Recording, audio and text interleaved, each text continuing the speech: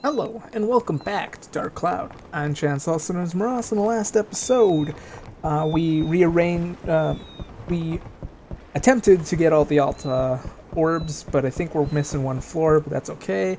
Almost walked into the cutscene. Remembered that asked her to go to teleport. Today we're going to be doing a grind episode, so if you feel free to skip this episode, all I'm going to be doing is just talking about this and that, and I'm gonna constantly redo this floor, which I think is Ruby's floor, so it's only Ruby allowed, so there's no chance or rhyme or reason to not be using Ruby. So I'm gonna level up her gear a bit. There shouldn't be enemies that are hell to use Ruby. If that makes any sense. All the enemies on this floor should be, I guess, resistant to her attacks.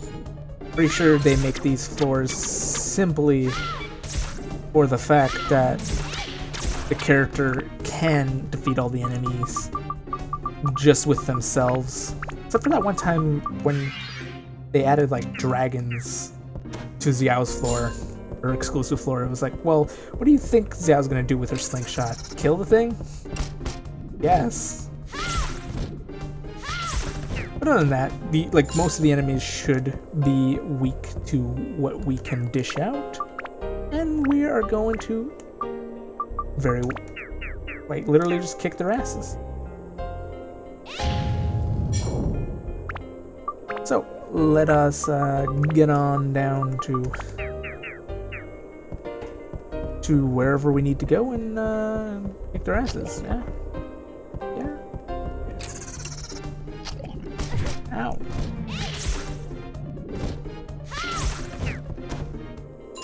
Is this a big old mimic? It's not. Wow, the turtle shell. That a mimic? Two chests on the same floor? Sounds like heresy.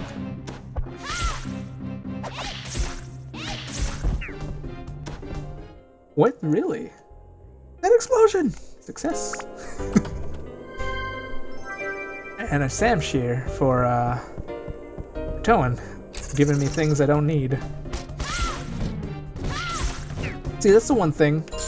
Towen should be the one that has the least amount of items gained from anything. Simply due for one fact. Towen gets the most story weapons in this game. I think there's like a weapon called the Sun Sword, which you get from the next dungeon.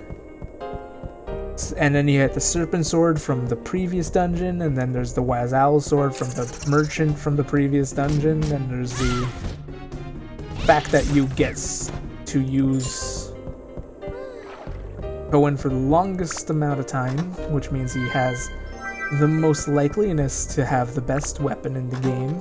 The fact that he has to be the one that touches the Alta to get the benefits of the Alta stone. It's kind of like this thing of why is it so likely? Oh god. Never trust the third one.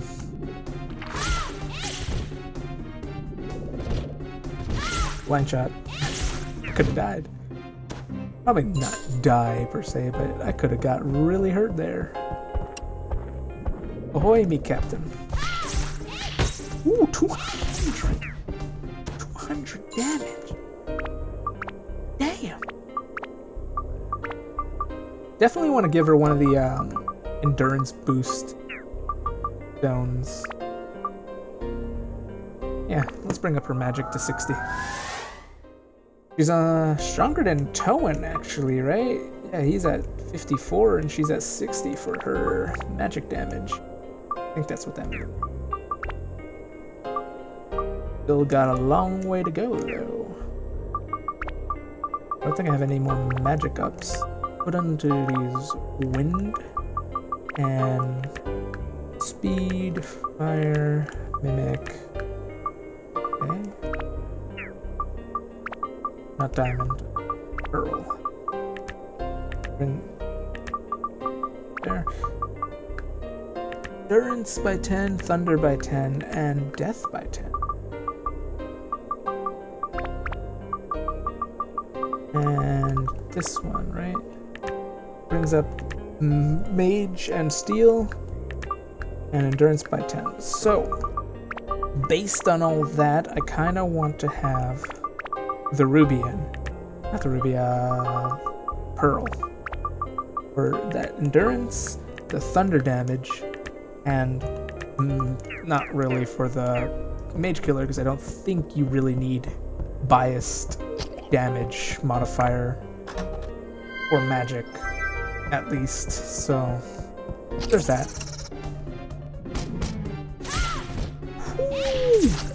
Ooh.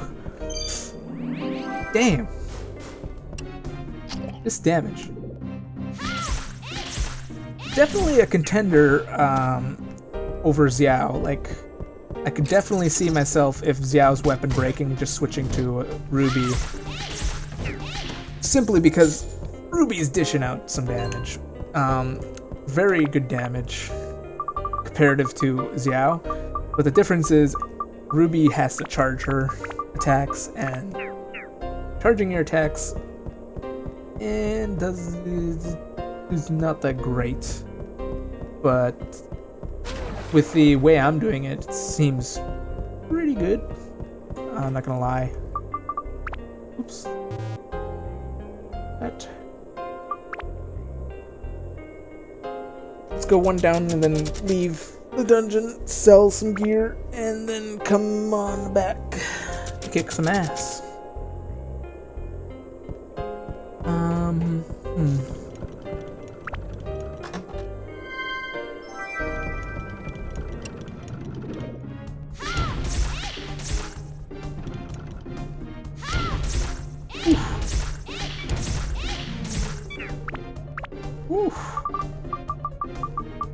I see.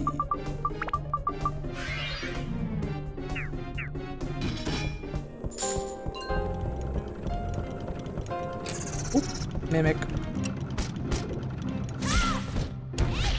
Ow.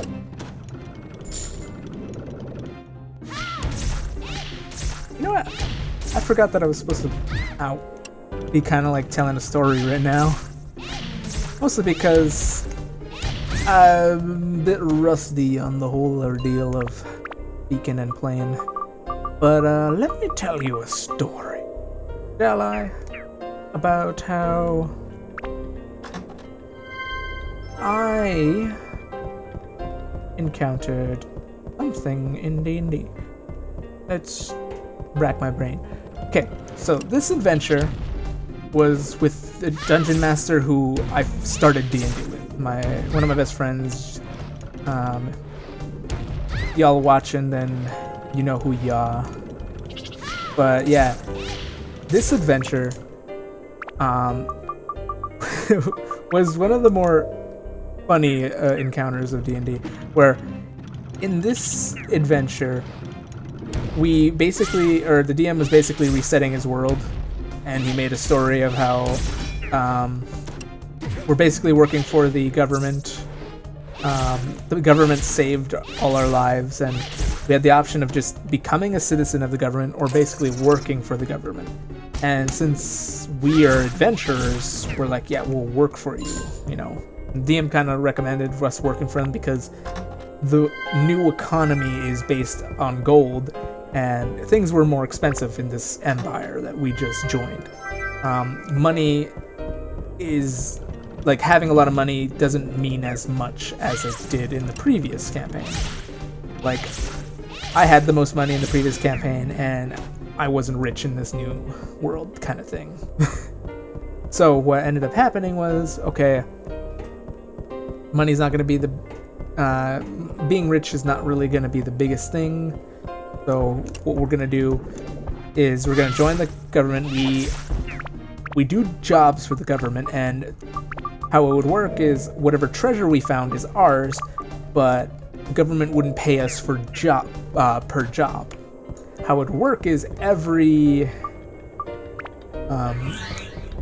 month we would get a deposit into our bank, like a stipend I guess you could kind of say, I don't think that's the right word for what I'm thinking, but essentially we would get paid monthly rather than by job. And we would get paid a lot. I think it was like 5,000 gold. I think it was 5,000 gold per month we would get paid. But any job that they send us on, we would have to do, and we wouldn't get paid by the government, if I remember correctly. So it's like, okay, we're getting a lot of money per month, but at the same time, we aren't getting paid by job. We're getting paid by month. So we're not doing commission, basically. We're doing salary. So what ended up happening is we get, we're traveling to this town, okay? So that was the setup for where we are at now. So we're traveling to this town, and one of our friends, he's new to D&D, his first time playing. He was interested. He's like, yeah, D&D sounds cool. You know, most of our friends are like, D&D's dumb. But he was one of the guys who was like, you know, it sounds cool. I would like to try it out. You know, have some, you know, play some a bit.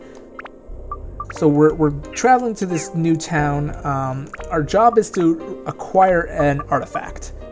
The government's like, okay, these orcs have managed to acquire this artifact, and they're basically ravaging this area with the artifact. You need to go recover it, and that's all we know. So we have to go to the town, figure out where this artifact is, and recover it. The whole point of our job. So we're like, okay, we'll head on over, we'll get that done, and we'll get your artifact. We travel to this new town, we acquire, what did we acquire? No, actually, the funny part happens on the way there. So, we have this new friend playing, I'm trying to remember who was there. There was me with my, warlock. Oh god, I'm frozen. I don't know how to fix that.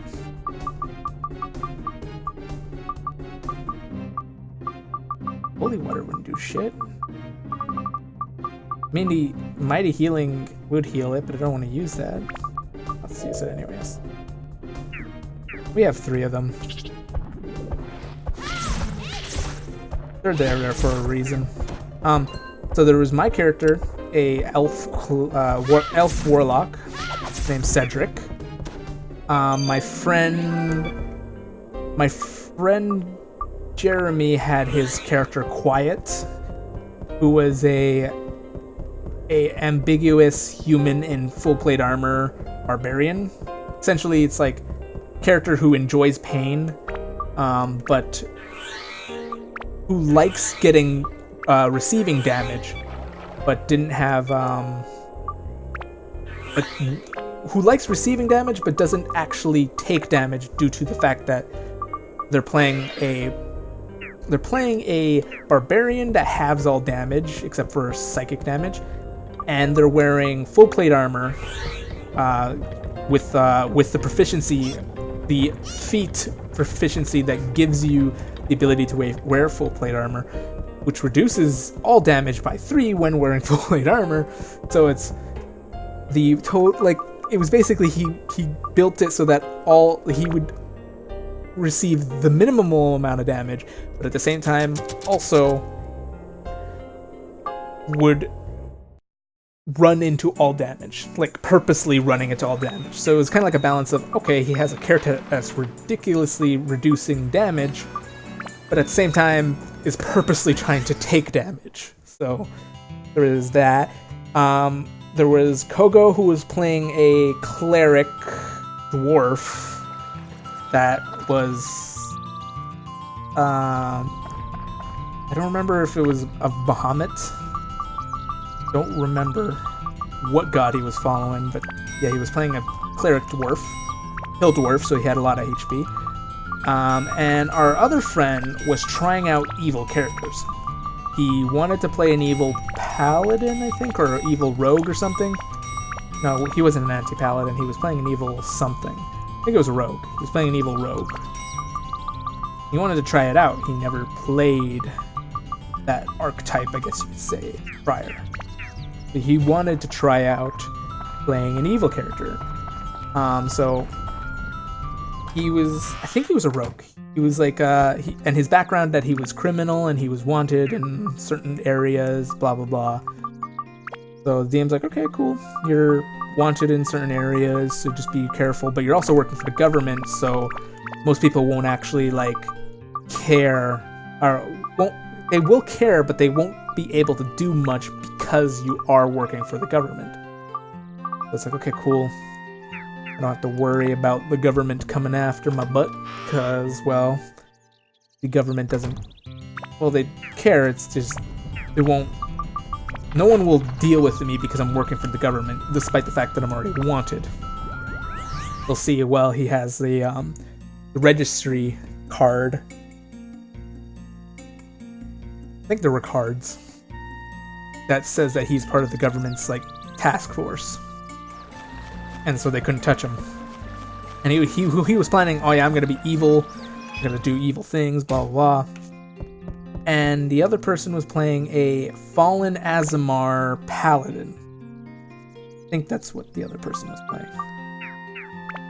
So we had Paladin, a Rogue, a Cleric, a Warlock, and a Barbarian. And the new player was playing a Fighter. He based it off Max from Mad Max, and he was built like from Mad Max Road Warrior. So he was designing it from Road Warrior / Thunderdome. So he was like, he doesn't have a gun, he has like spears and like swords and stuff. So he was building it kind of like in that area. Over here now. So his whole point was to be throwing spears and stuff, and it ended up being that he couldn't attack this flying character was attacking us, so he couldn't attack the flying character. And so he was having a problem where he couldn't attack the flying character. So we weren't doing as much damage. Eventually I was like, okay, you could take my bow. I'm a warlock, so I'm already casting, what's it called? Not magic missile.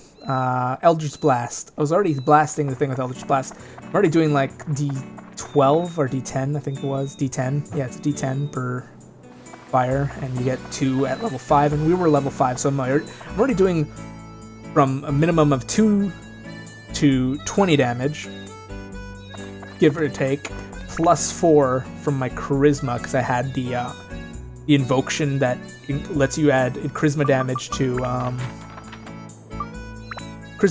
to your Eldritch Blast. By the way, I was looking for mage boost at the shops, but I couldn't find it, and I was too lazy to look up whether or not there was a place that would sell mage damage boosters. We're gonna start at level 10 and work our way down to level 13. Hopefully get some mage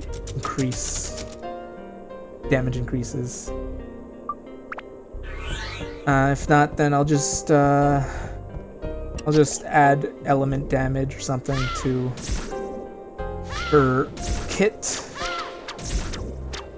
so that in any scenario she's useful. So anyways, we're traveling down this road, and these flying creatures are attacking us. I forgot what they were called. They're pretty strong, but there's only 2 of them. So I'm shooting my Eldritch Blasts. I'm pretty sure I was horseback too. The DM should have made me do like ride checks, but he was like, nah, you're in a girdle, you don't need to deal with it, kind of thing. So it wasn't a big deal that I was doing. Oh, I did the big box last time, so let's do a small box. Endurance, damn. I mean, it's good because it's +3, but at the same time, I wanted magic.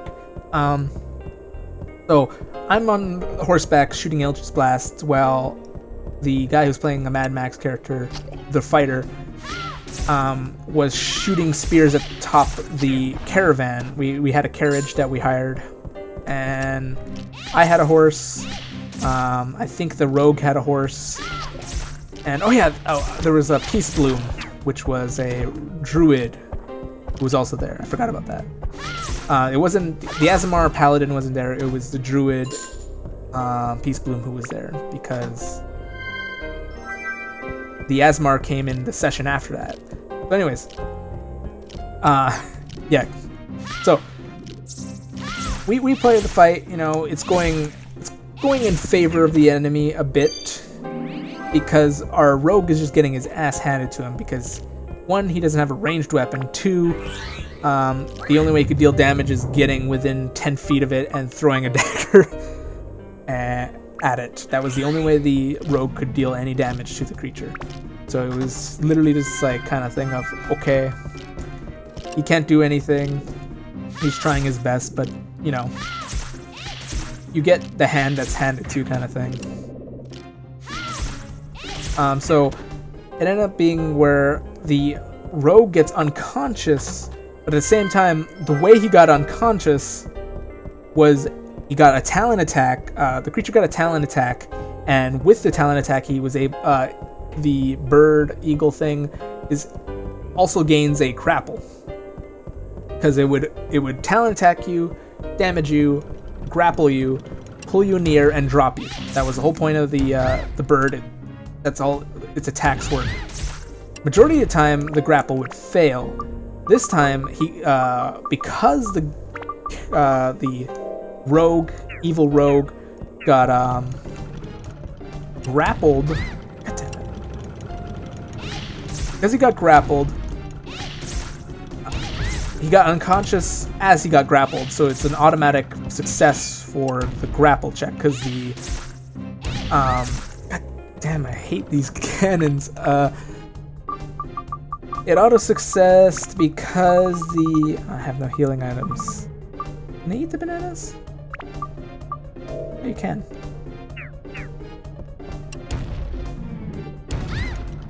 Screw you.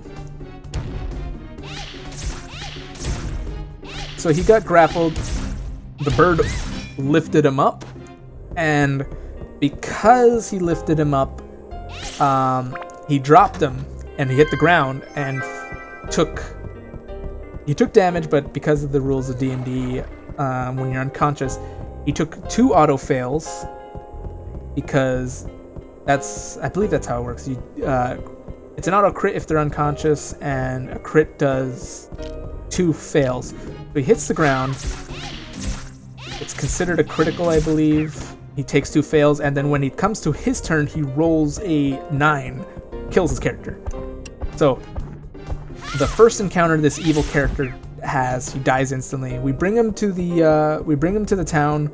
We inform them, okay, we want this guy revived. He works for the government.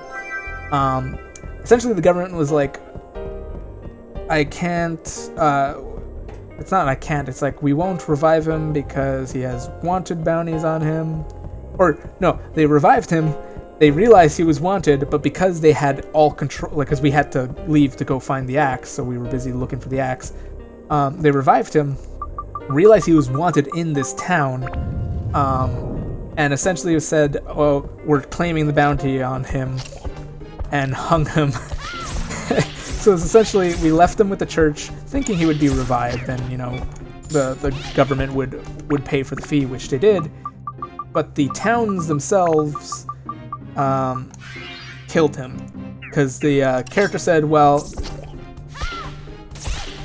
none of our characters could revive him.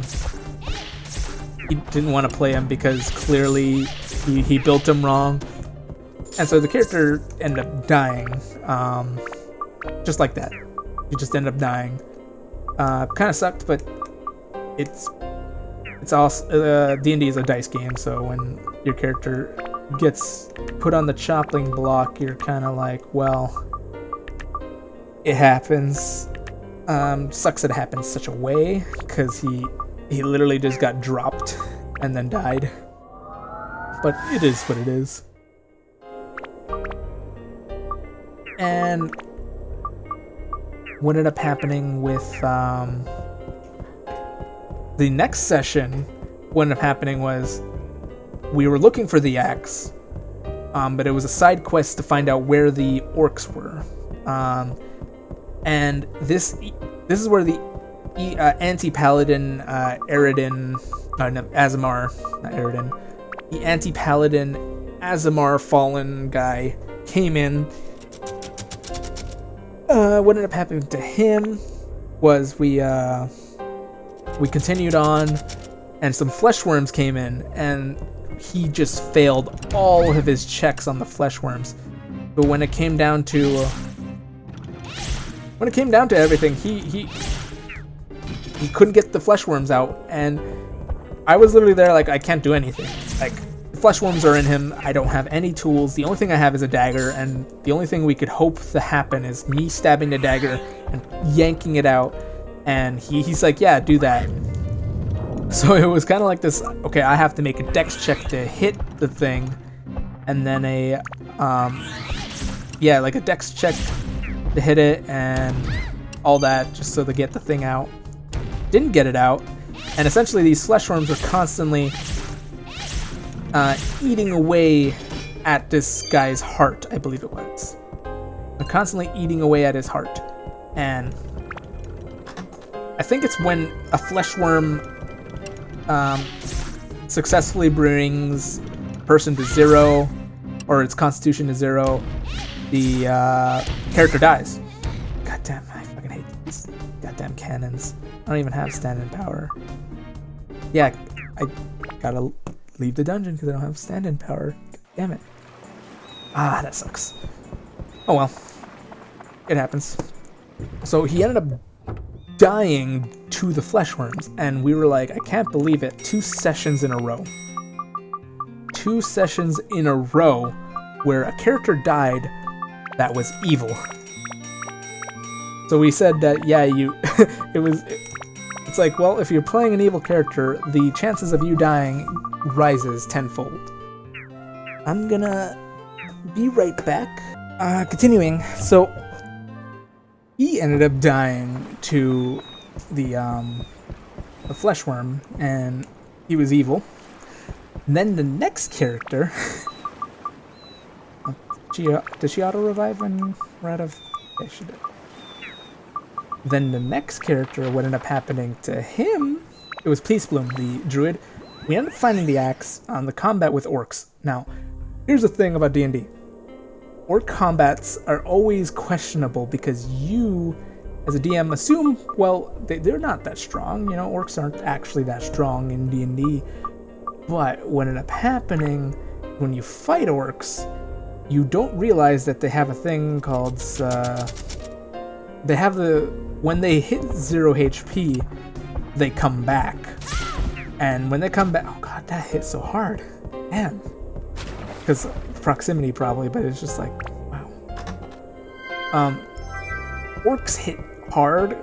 They have abilities that make them even stronger the weaker they are. Not that. No, they don't get stronger when they're weaker. It's just, they have a hard time dying. Because of that, their melee is just insane. Because they're just very relentless. And if you make barbarian orcs, which is that's the most common orc you'll find, is a fighter orc or a barbarian orc. They are insane because they have a lot of HP. They take half majority of damage, and what else was it? They take half majority damage. They have a lot of HP. Oh yeah, I can't switch. And when they die, they come back for a certain amount of time. So it's like, orcs are scary. You know, D&D orcs are scary. So when you set an encounter with orcs, it's not gonna be a great time. There is a high chance someone would die. So we're fighting. And it ends up being, we're all like almost dead, but at the same time the orcs are almost gone. The only one that's left is the guy with the axe. We end up finding out, so we end up going back to the town. We kill the orcs, no one dies, everyone survives, but we're all bruised and like beaten and bloody. We head back to the town with the axe. Nobody attunes to the axe. So no one knows what this axe is.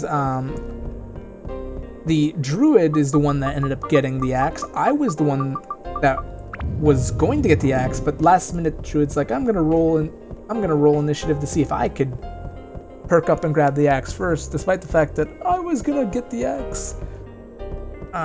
So the druid gets the axe, and what happens is none of us has identified, but we know that if you attune to the axe, you can learn all that the axe entails at the cost of the fact that if it's an evil cursed item, you're screwed. But the druid was like willing to risk that because because the orc chieftain had no problems with him, and the fact that the druid was the highest wisdom character besides. I think they were tied with the dwarf, so it was kind of like this thing of, oh, if I have to do a wisdom or will check or whatever, a wisdom check to survive, it's gonna be fine. So he attunes to the axe and ends up failing his wisdom check. How it goes is, you attune to the axe, it tells you what you got, and yada yada yada. What ended up happening in this scenario is he attuned to the axe, the DM told us what the axe was, and so he told us it was the axe of Asmodeus, which is a high level artifact with like, if you fail your wisdom save, you become evil, lawful evil, and all this other stuff. But it was the number that he failed. He failed with a 1, I believe, or 1 or 2. Because he failed so low, he instantly dies and becomes a wraith of Asmodeus with the axe. So that's what ended up happening is he turned evil. For one, he turned evil and then immediately died because the DM he read the sheet wrong, where he's like, oh, you failed, but all you do is you change alignment. But then he's like, oh wait, no, you actually just instantly died due to the nature of the axe, and you become a wraith of Asmodeus.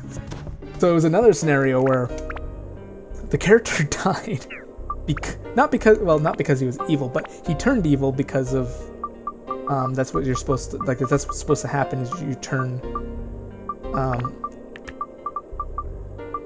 into a wraith and then die or whatever.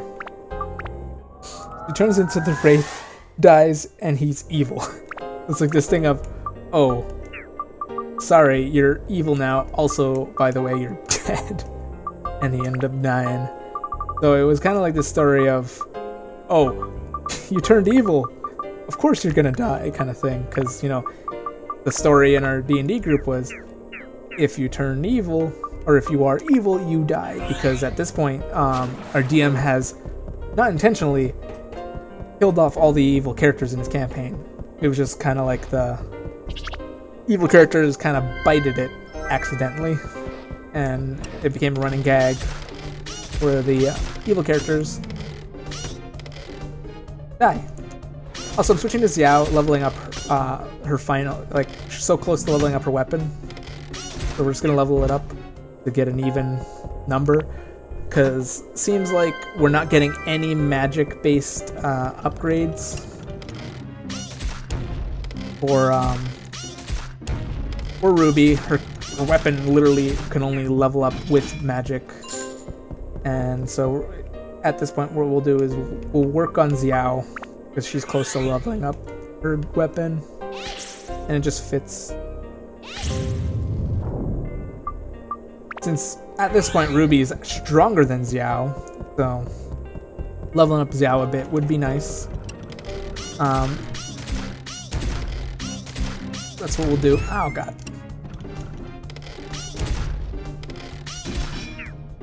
So yeah. And that's actually where I ended up stopping playing 5th edition with my friends, because getting to their place was difficult for wasn't difficult for me. It was just at that point, I had school, and it was kind of like difficult for me to get on over there to play every week. We kind of set it up for every Saturday night we would play, and I was fine with that because I worked on Saturdays, and we would start to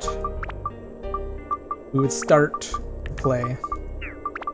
But what ended up happening was everyone was too tired by the time I got there, so it ended up falling flat. I don't know if they still play without me, but at the point I was like, I know everyone's tired. I get tired at the end of the work, so I just ended up being like, okay, I can't go. And it kind of like was a mutual thing of every time I went there, we wouldn't even play. It was just us hanging out, and I had to get home, and I had work the next day, kind of thing. It's like, well, if I'm not gonna play. Sorry, I love hanging out with you guys, but if I'm not gonna play. I kind of would like to have a nice rest before work the next day. So it ended up fizzling out, but I genuinely would love to continue playing with them. Once everything is kind of settled around, we could get another playtime. That'd be nice. Oh, there's an enemy in that room.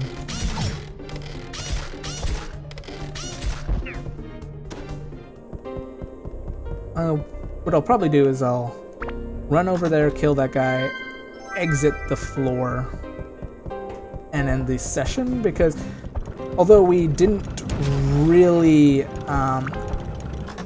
do much with grinding for Ruby, we did realize that she is optimal to the dungeon we are currently in, and also we don't have the gear to level her up right now. So it's kind of like this thing of, well, for now, we'll pause it, we'll work on Xiao. Xiao's close to something, I think. I hope. So I'll run over to that last enemy, kill it, and end the session. I think we did. I didn't do our session justice, or my 5th edition adventures justice, because there is a bit I would have liked to talk about. Go into more detail of how badly